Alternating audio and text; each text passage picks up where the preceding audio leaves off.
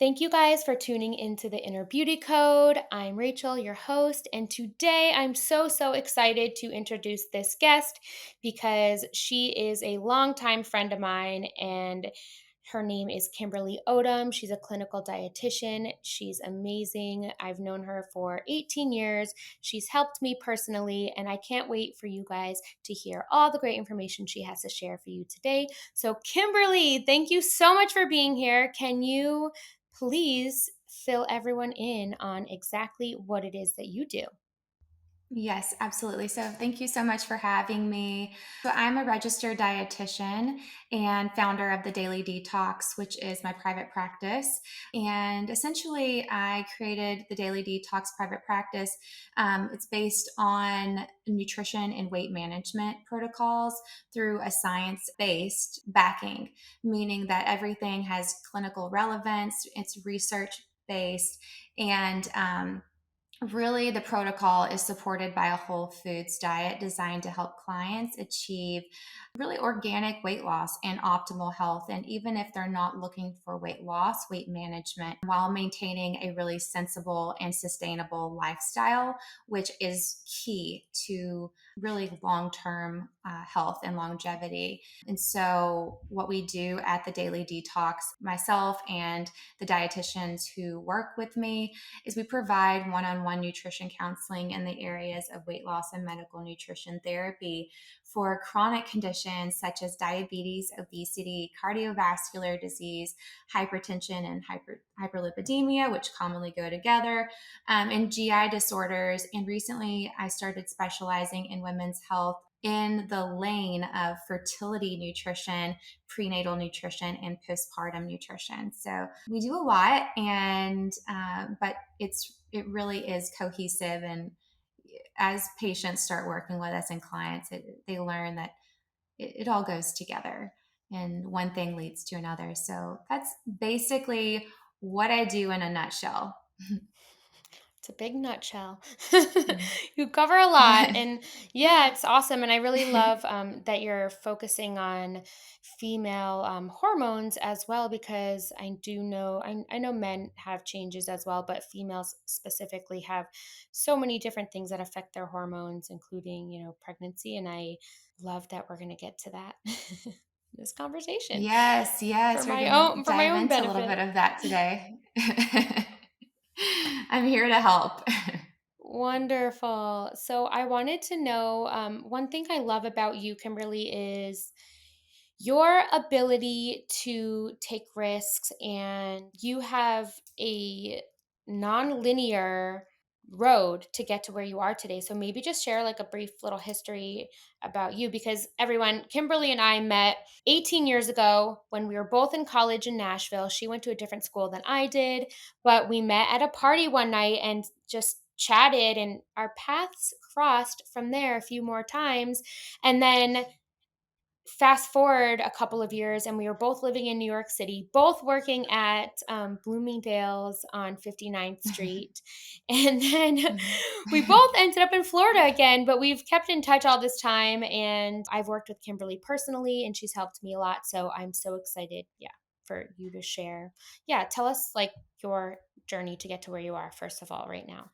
Sure.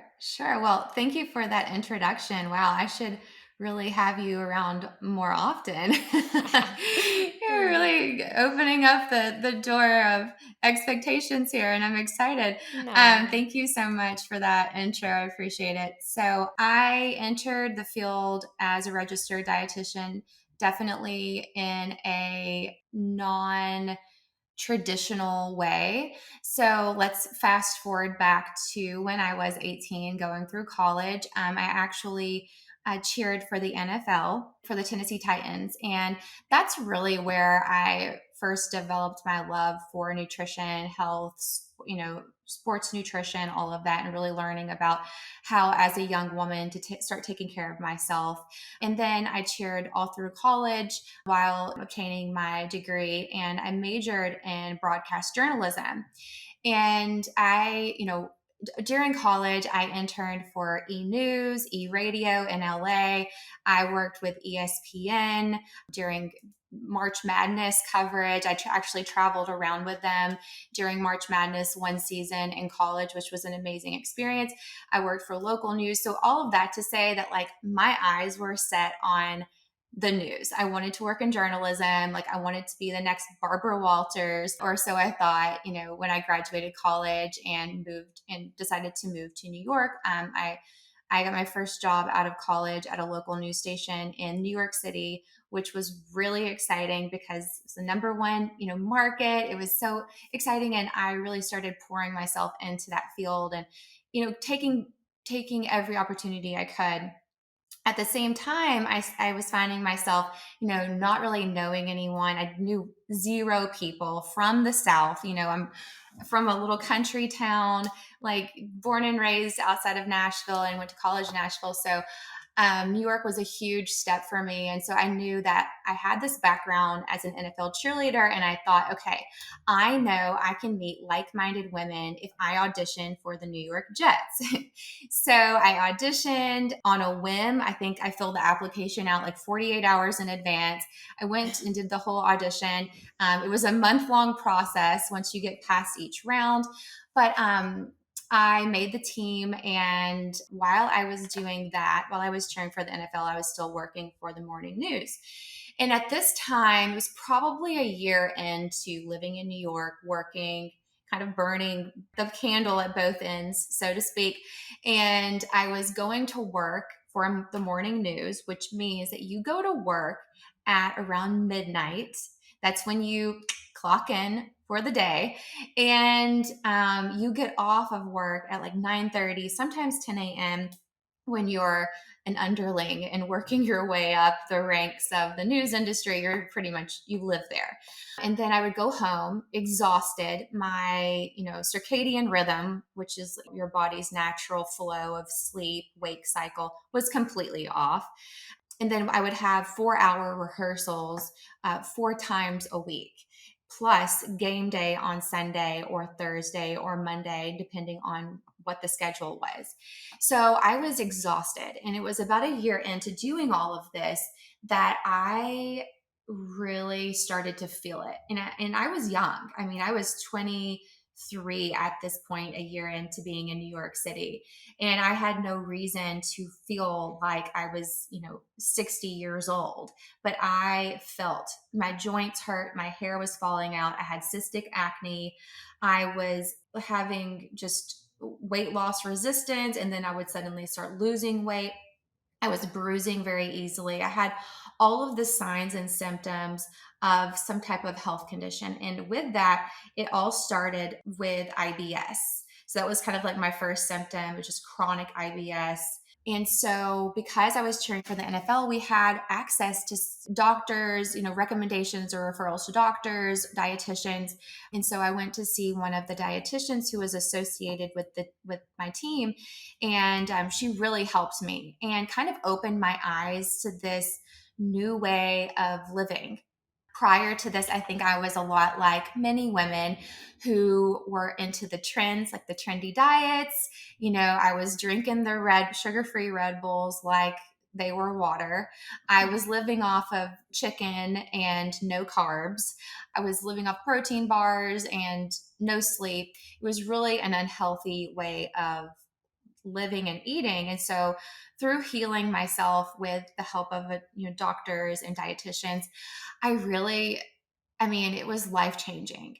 And I started getting news pieces for my like day job, or so to speak, nighttime job, day job, on health. So I was able to cover health pieces because I was kind of diving into this world.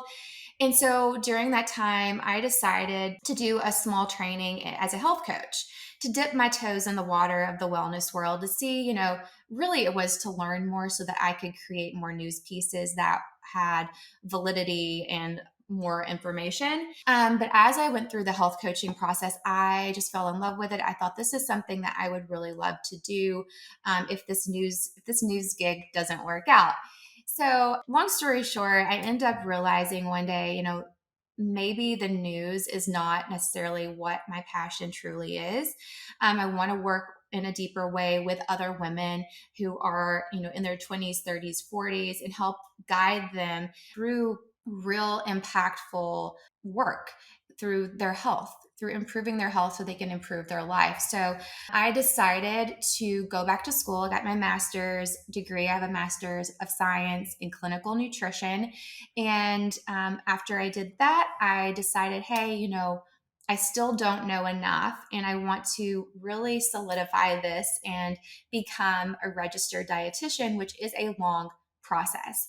So after I did my master's, or my master's degree in grad school, I did a 1,200-hour internship in a hospital setting. You do rotations in GI, cardiovascular. You're in the ICU. You are, doing outpatient, inpatient. You're really at that time getting your full, immersion into clinical nutrition. And this is when you learn to work with all populations of people. And so after doing that, I went on to do another 1,000-hour residency program, and I took my board exam, passed that, and yeah, I've been working ever since as a registered dietitian, and I am so proud to be a part of this industry that I think we are really, as dietitians, finally getting the recognition that we deserve, because what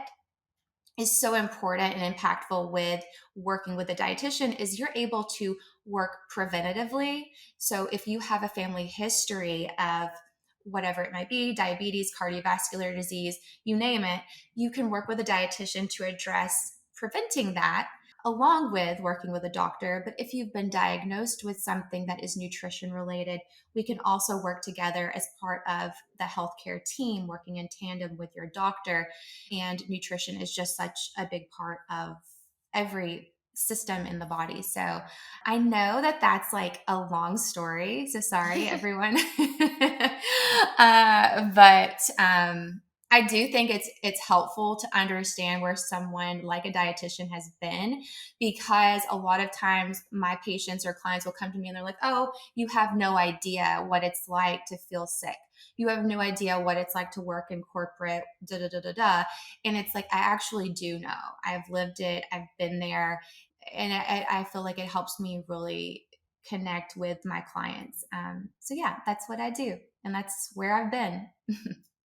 Wow. Yeah, I mean, it's like a winding road, and it's nice to hear that you can pivot and then also, like, I think a lot of people talk themselves out of doing things that they want to do or are passionate about because, let's say you went to school for broadcasting, you already did your undergrad in that, and you were already in it, and to Mhm. completely, once you were already like deep in that, to pick a new career and such a lengthy process and commitment can be scary for a lot of people. So I love that. And I know in our last talk we were talking about how it's never too late to change or to try something different or for you to take a different road or path in life. So I really think that you're a good example of that, and it's cool that you've followed so many different passions, including, being an NFL cheerleader. And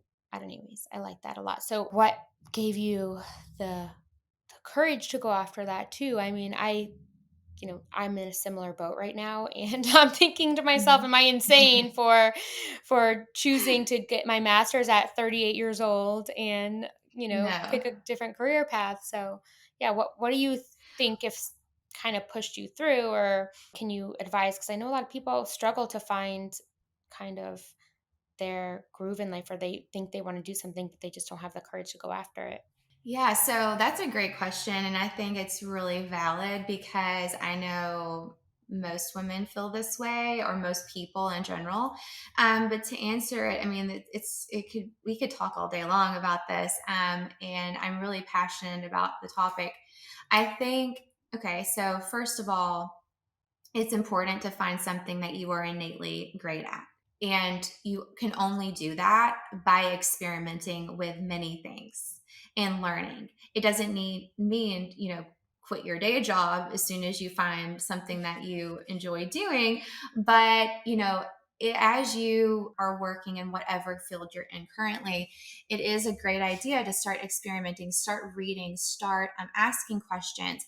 If there is something that you specifically just lights you up inside and you could talk about all day long and you could read about without getting bored, and you feel like you have a passion, really discovering and learning and working in, then lean into that. So that was what I did, as I was talking about. I worked in a different field and I just started slowly over time kind of dipping my toes, learning more and more. And once you just decide what that passion is, then from there, find mentors. Mentors are so essential to the development of your career path. And whether you're switching careers or in the same field, the goal should always be evolving. We all want to evolve, right? And continue growing. And the only way that we can be doing that is to, one, humble ourselves enough to ask for help.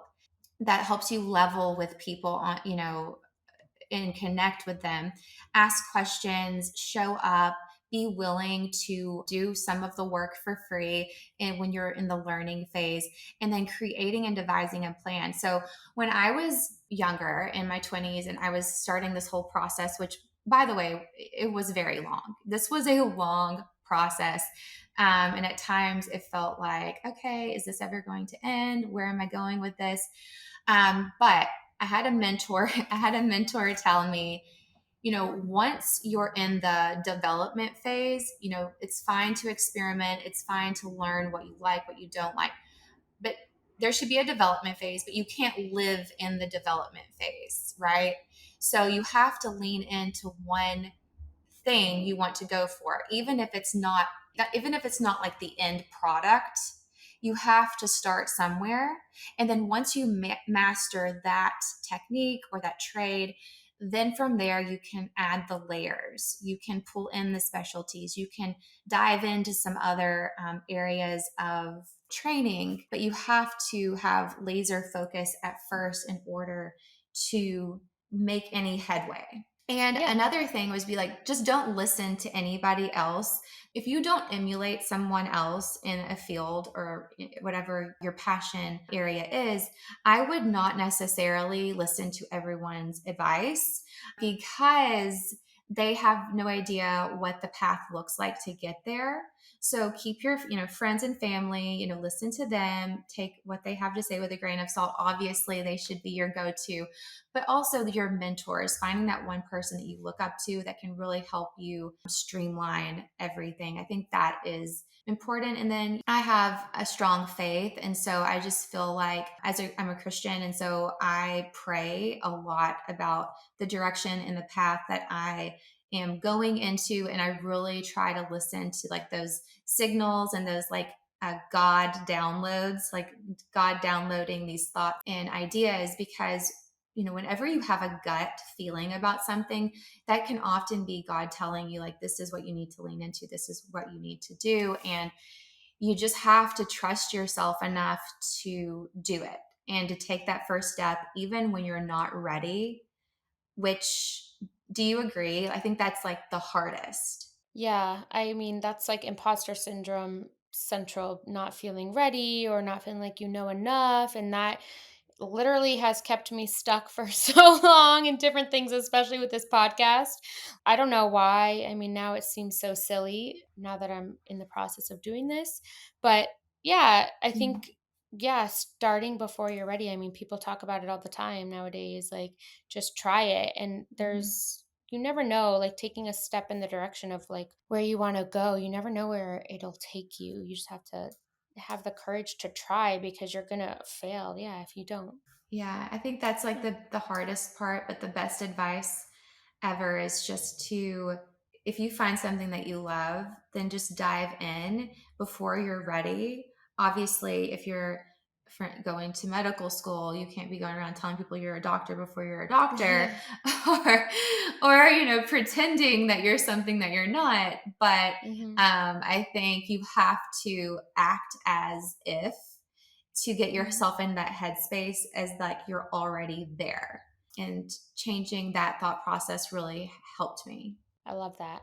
Well, without further ado to everyone that's listening, because you and I can just talk all day to each other about these things, I want to make sure that we touch on what it is that you're great at. And like I said, you've helped me so much with like gut health, with working with my lab results and my doctor and the protocol Mhm. that he was putting me on to Mhm. improve my hormone health because I had issues like really high estrogen and low progesterone testosterone and my thyroid was my T3 was very low. So yeah, I had a lot of hormonal imbalances. And one thing I did learn from you too is just about how your body can also process things out. And if your body is not detoxing or digesting properly, that can be the root cause of some issues that you might be having. And Mhm. then, so let's dive into that and just talk about how to maximize energy levels and brain clarity and then just how your hormones and gut health can affect this and everything that you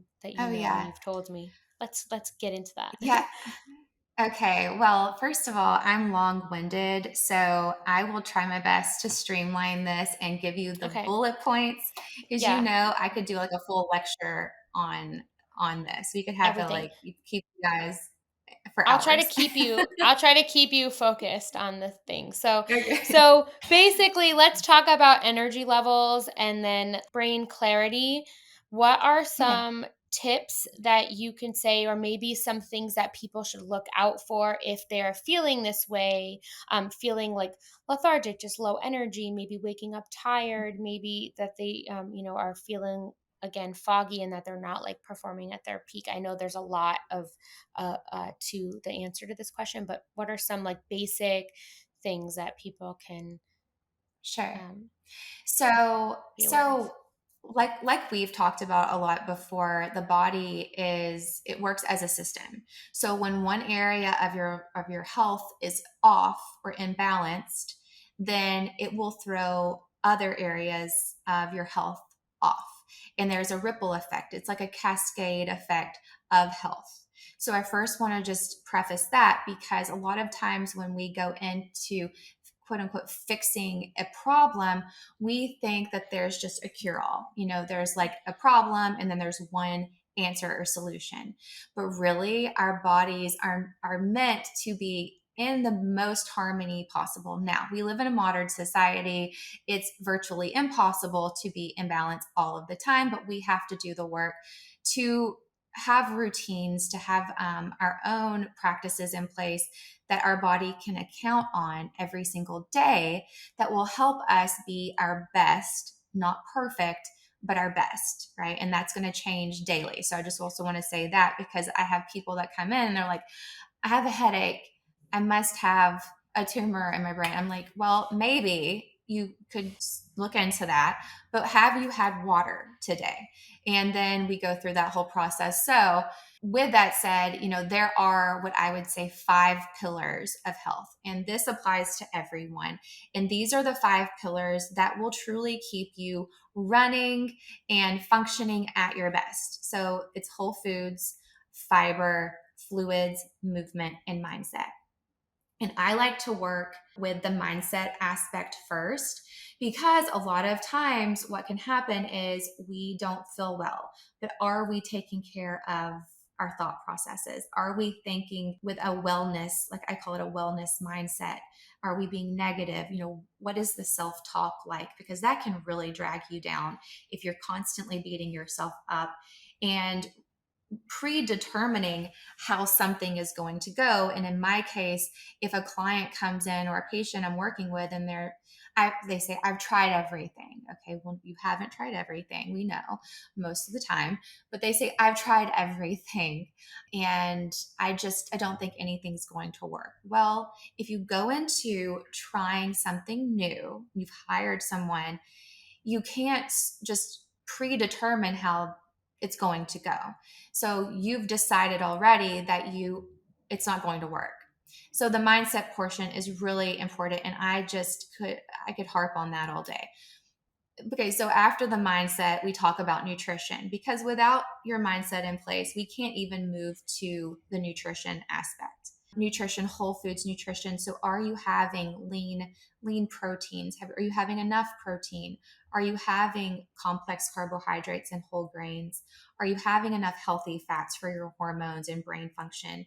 Fluid is essential. One of the number one signs and symptoms of dehydration is fatigue, and vice versa. So if you are feeling fatigue in that midday slump, you have a little headache going on, ask yourself, have I had water? Have I had enough water today? I will guarantee you that you will feel more energized once you start drinking a little bit more water. And then fiber. So fiber is like the miracle nutrient for health. And this really helps to regulate your digestive system. So, if your digestive system is not working, it's going to bog your energy levels down. You're going to feel awful. You're going to feel lethargic, most likely constipated if you're not having enough fiber. And you can see how this all goes together. And then, last but least, is movement. So I always say that a body in motion stays in motion, and balanced energy levels are a result of this, along with everything else I've just talked about. So those five pillars are crucial for maximizing your energy levels. The body is connected, it's one system. And when you bring your body back into balance, you can also help determine you can do this by determining the root cause of the imbalance. So I'll give you an example. So, cardiovascular disease and diabetes can be directly affected by diet and lifestyle changes. And you can change one thing, but without changing all of these aspects in your health, it's not going to fix the problem. Another example would be how it's all interconnected is like, okay, if you don't drink enough water, you're not going to have a bowel movement. If you don't have a bowel movement, you're going to feel tired. If you feel tired and fatigued, you're going to have a headache, and you're not going to feel like you can work out. So it is a long process, but also very simplified if you just work on these five pillars a little bit each day. But yeah, I mean, really to maximize your energy levels, I think a routine is the most important. Focus on those five pillars of health: mindset, movement, fluids, fiber, and whole foods nutrition. And then work on your sleep. So, sleep is super essential to your energy levels. You cannot just live on 4 hours of sleep. Actually, I'll give you a little tip. So, if you've ever pulled an all nighter, if you've ever worked really late into the evening and you're like, I'll just catch up on sleep the next day, it really doesn't work like that. So, if you are averaging less than 6 hours of sleep a night, that can often be the same as pulling one all nighter, and the long term effects it has on your body. And it's in it, lack of sleep actually triggers a hunger hormone in your body called ghrelin. So you can remember this ghrelin, like a little gremlin in the kitchen who's hungry. So lack of sleep turns on the ghrelin, and it causes you to feel famished. It feel you. I'm sure many people have felt like this, where you just catch yourself snacking on high carbohydrate foods, and it turns off a hormone called leptin. Leptin is your hunger regulating hormone. So the leptin tells your brain, hey, I'm full after eating a meal.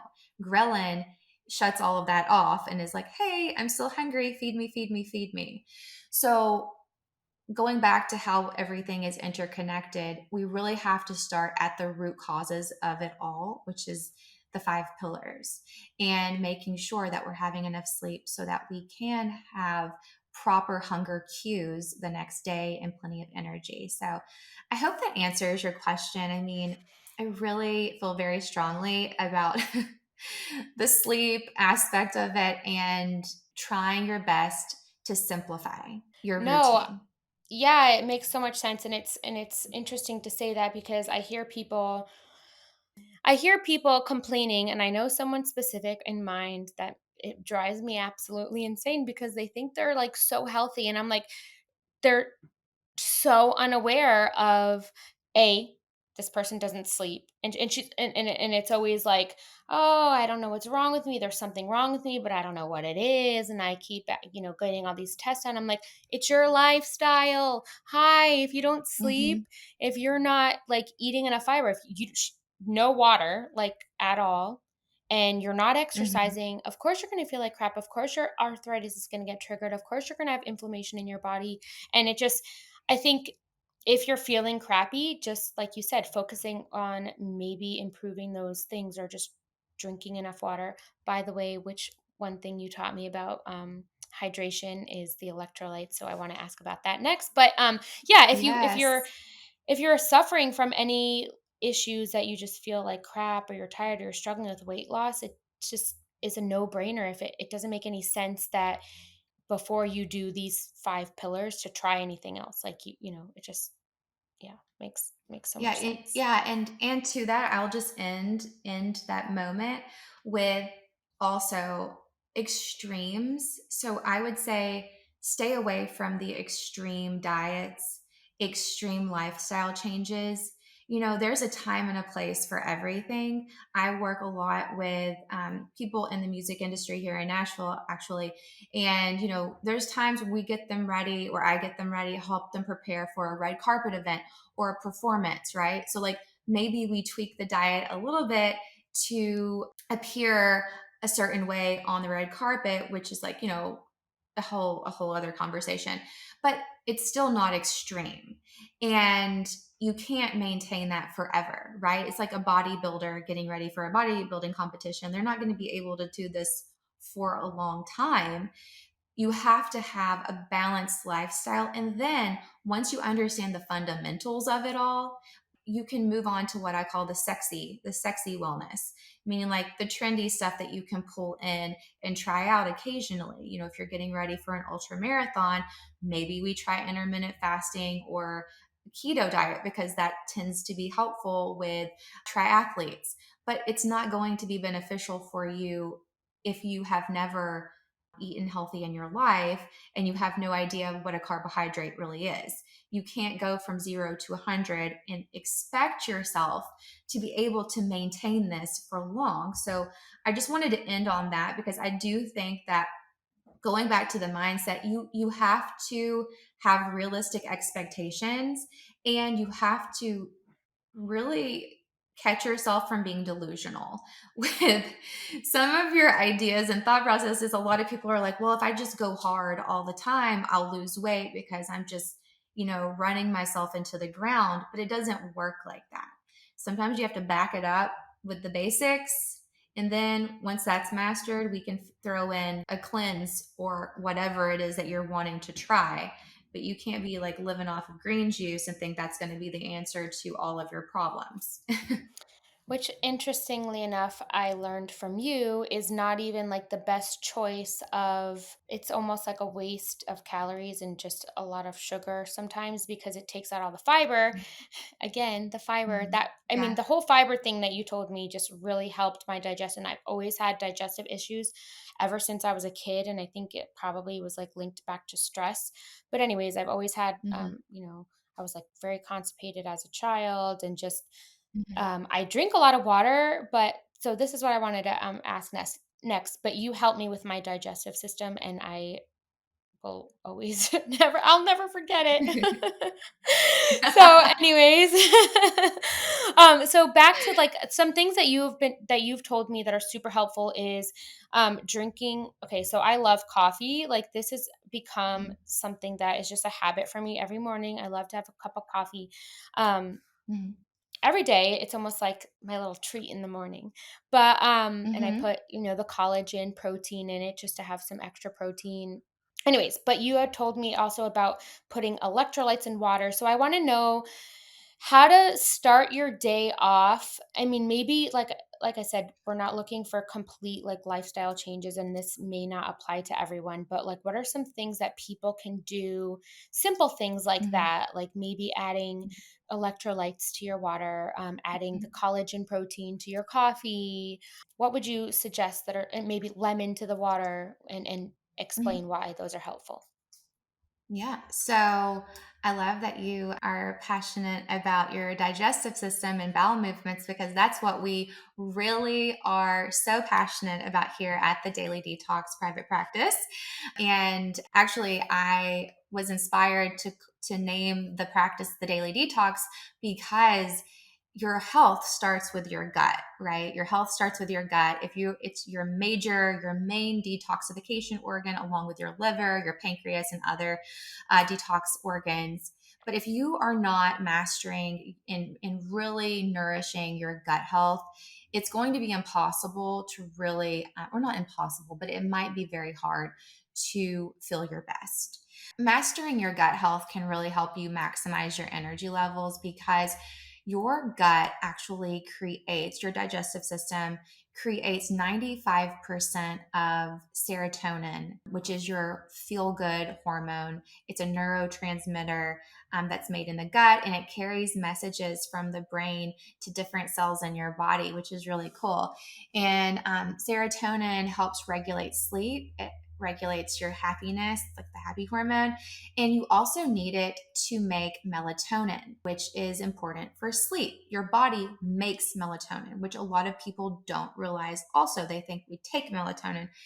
Taking melatonin can actually throw off your body's natural regulatory process to make melatonin. So that's just a little point there. But melatonin puts you to sleep at night, puts you into that restful state. If your gut is not functioning at its optimum level, then your happiness, literally your happiness hormone, serotonin, and the hormone that will put you to sleep at night are going to be off. And a lot this I see this very commonly with women specifically. And we can think back to, women, our hormones are different than men's and our lifestyles are different. We wear a lot of different hats, whether you are a mother in the working field or a stay-at-home wife and taking care of children or no children at all and you are doing whatever it is that you do.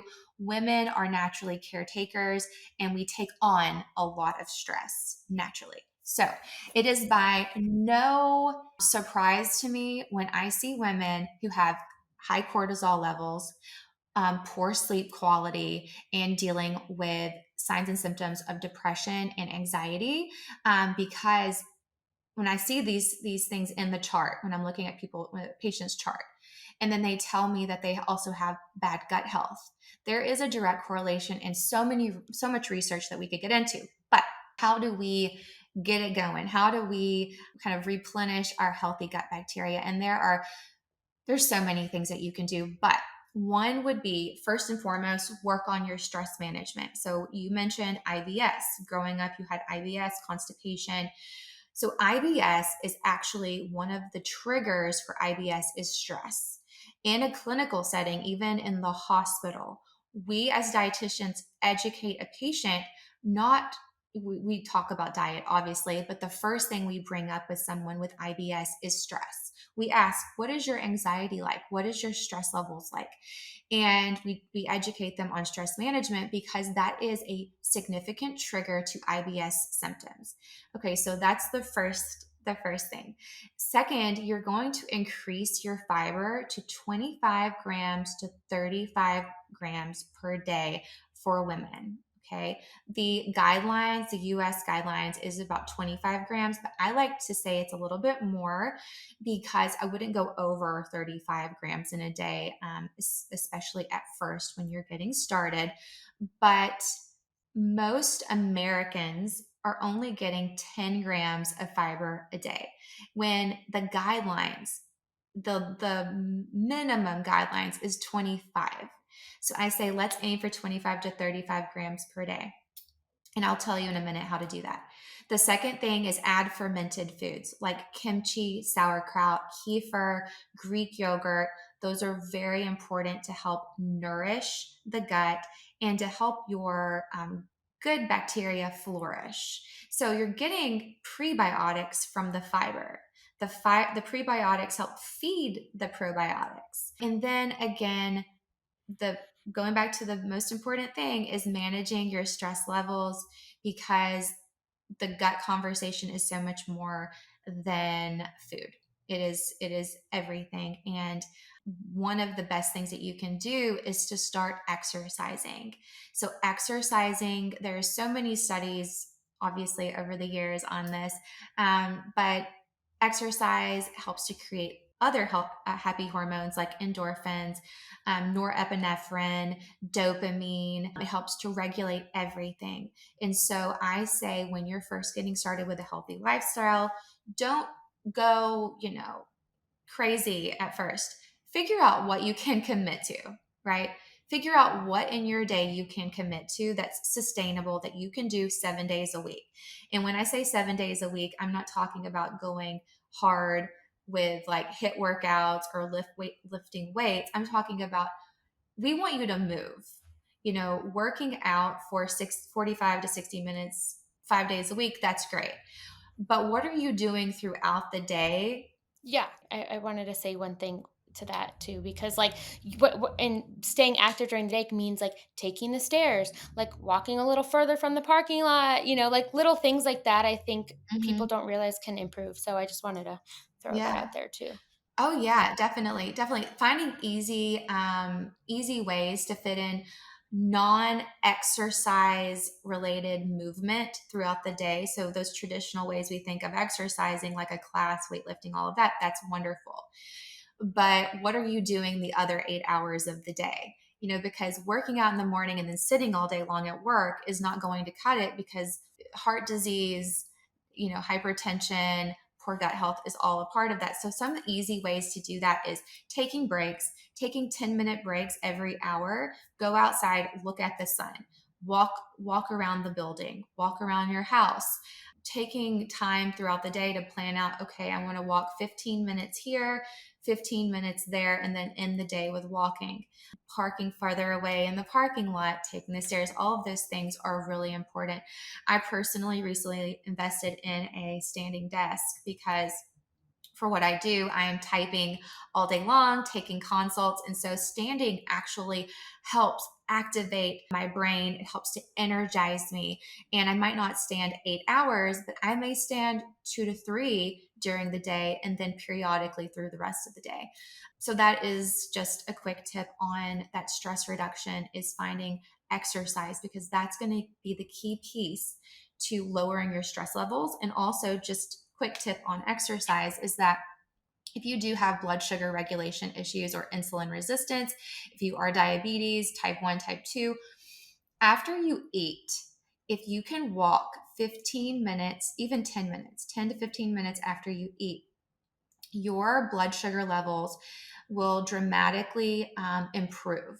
So basically, walking, give yourself a minute to digest, but walking right after you eat actually helps your body process the glucose from the food that you've just eaten and really utilize up all that good stuff so that your blood sugar levels aren't all over the place. So that's one tip I like to give patients.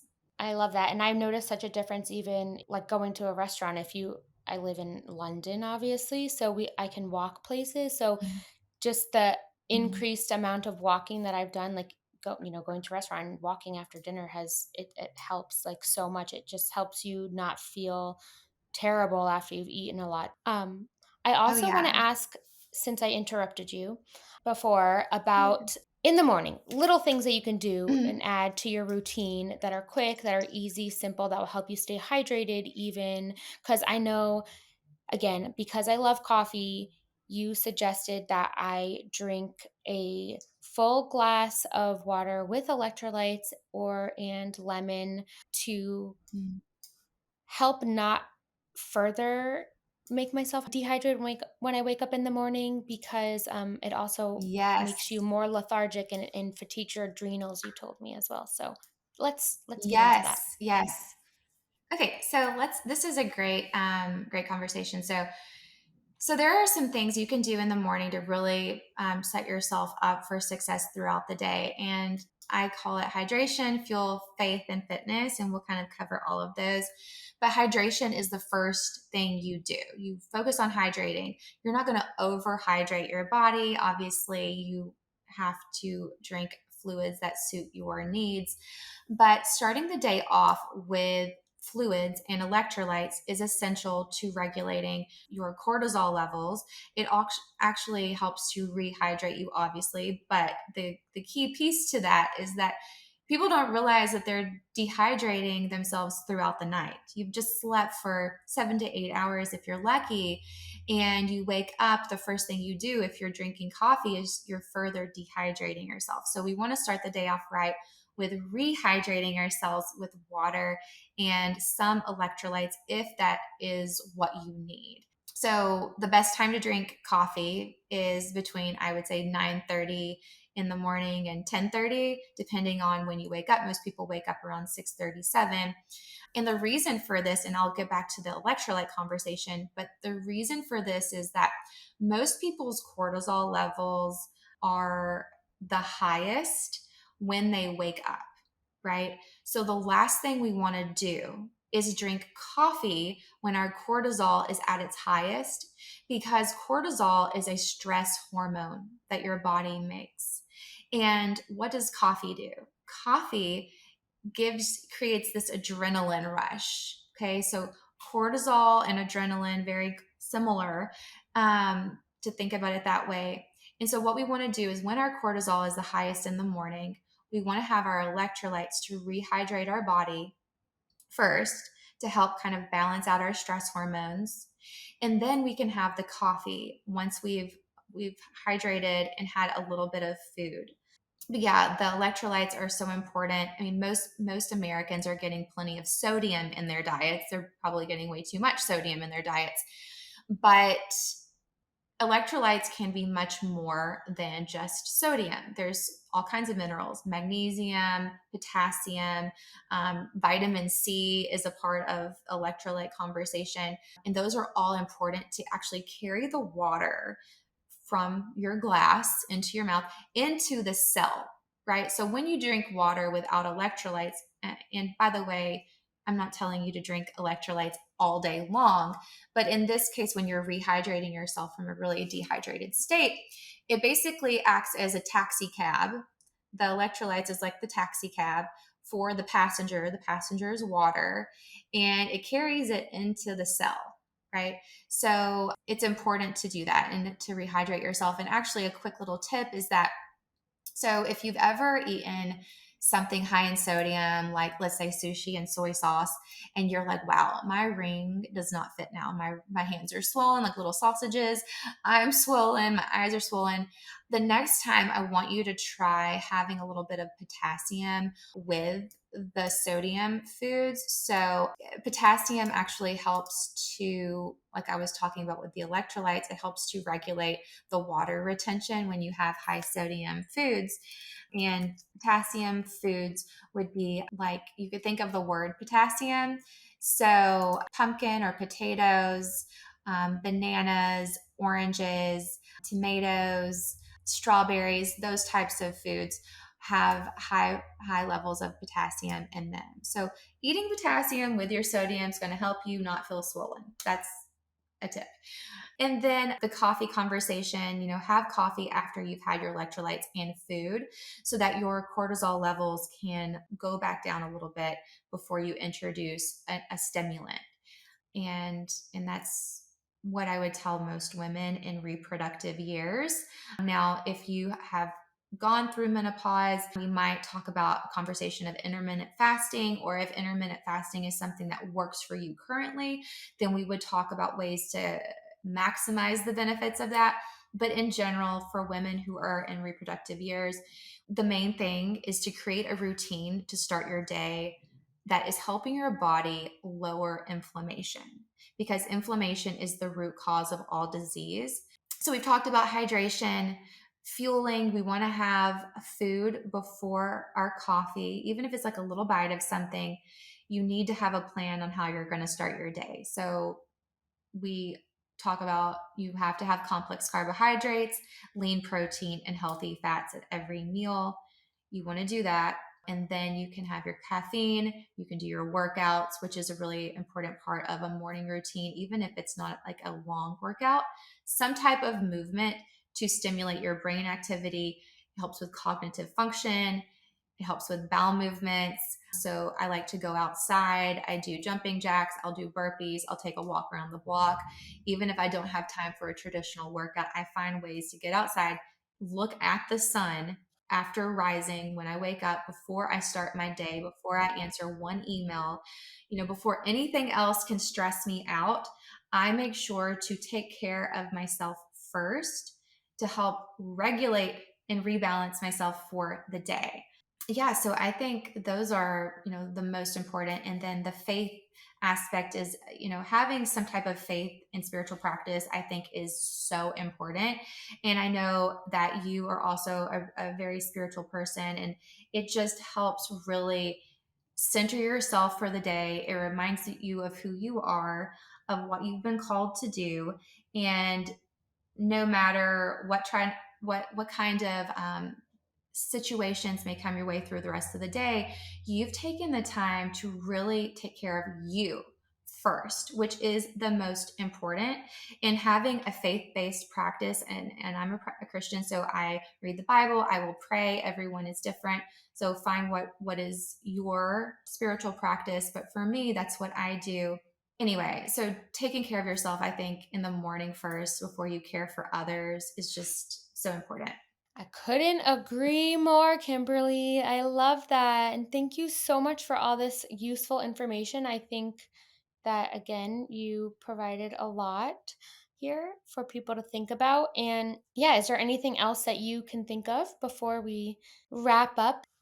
I think that we've covered a lot. I mean, did you have any questions on hormones, or any just quick advice for women in their 30s, or What could we look out for ourselves in our mhm, 30s and our 40s? Because I know I personally went through when I turned, in my mid 30s, maybe 32 to mhm, 35, I noticed a very big difference in just everything, and even like my skin, like the hydration level of my skin, everything. So what could we look for mhm. as far as labs and hormones that would be Sure. changing in our 30s, 40s? Sure. So I think understanding the basic blood work, and I won't get into specifics, but I can rattle off a list of what to ask for, because I think that's one of the biggest mysteries I see with patients and clients. It doesn't matter what age they are, they could be 20, they could be 80. And there's such a mystery on what you can ask for to really take control of your health and to learn about what's going on in your body.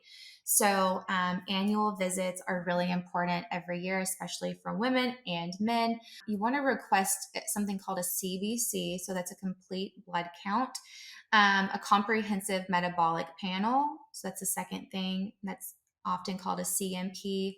You want to look at your lipid panel, so getting into cholesterol levels, triglycerides, that kind of thing. You want to look at your iron levels, your vitamin D, which impacts actually fertility and many things in the body. And it is a hormone. And then your sex hormones. So estrogen, testosterone, DHEA, progesterone, and FSH. And then you want to ask about thyroid hormones. So this is another panel that they can run your T3, your T4, and thyroid antibody tests. And I know we talked about it in the other episode, all about estrogen and progesterone and all of that.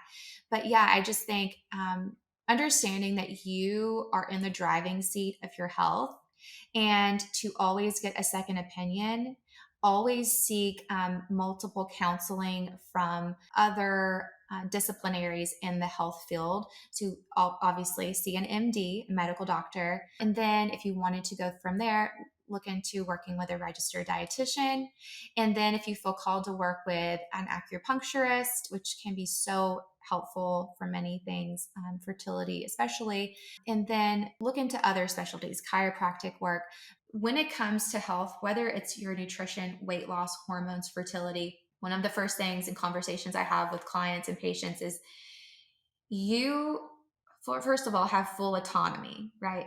Nobody is making you eat a certain way. Nobody is making you live this unhealthy lifestyle. You are in charge of your life. And so taking ownership of that, and like I said, not being delusional and really having this hard conversation. A lot of people have to have hard conversations like, I need to cut out X, Y, and Z in my life to improve whatever the goal is.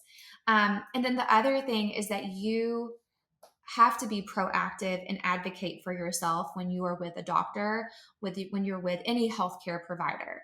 Many times people are busy, health professionals are busy, and they assume that you don't know anything, even though they might have the best of intentions. They are also busy and they are human. So you have to say, no, I actually did research on this, and this is why I want to have it done. They will say, oh, you know what? That's great. You brought up a good point. And so, anyway, advocating for yourself is so important with anything, but especially with your health. Couldn't agree more, Kimberly, because you know what's going on, or you know what doesn't feel right and what feels off in your body Yeah. better than other people do. Yeah. Yeah. Listening to that is just so important. And yeah, so that's what I've got for you. If you have any other questions, let me know. But this was so fun. It's always so fun talking to you, Kimberly, and I just cannot believe that we are still friends to this day.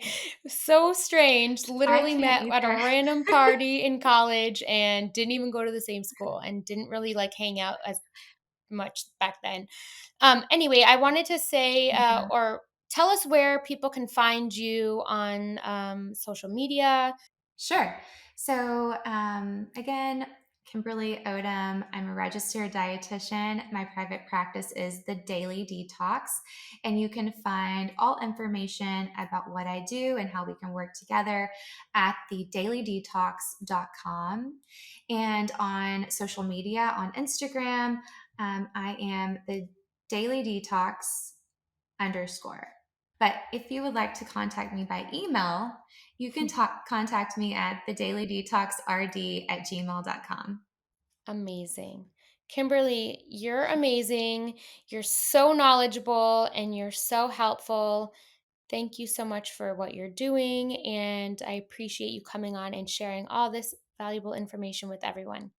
Thank you so much. All right. Bye, everyone.